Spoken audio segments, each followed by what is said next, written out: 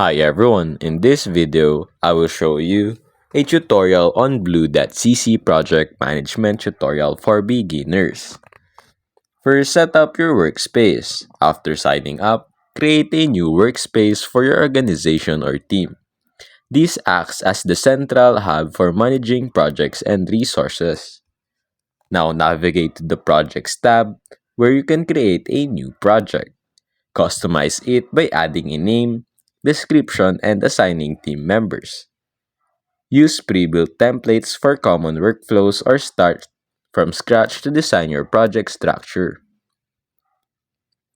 Now define tasks and assign resources. Break down your project into smaller tasks or records. Add details like deadlines, assignees, and dependencies to keep everything on track. Utilize features like tags, prioritization, and dependencies for clarity on task relationships.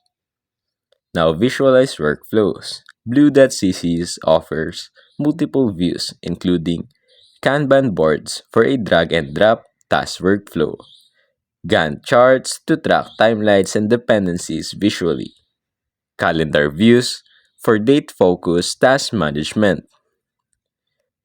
Now, collaborate in real time. Leverage built-in tools like chat, wiki, and file management to enable seamless communication.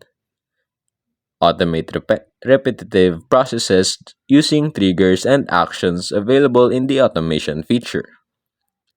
Use dashboards and stat cards to monitor performance of metrics and progress at a glance. Set reminders and alerts to stay on top of deadlines. Lastly, integrate and scale.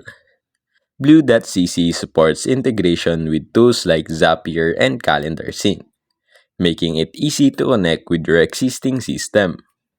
As your needs grow, utilize advanced features like custom fields and API integration.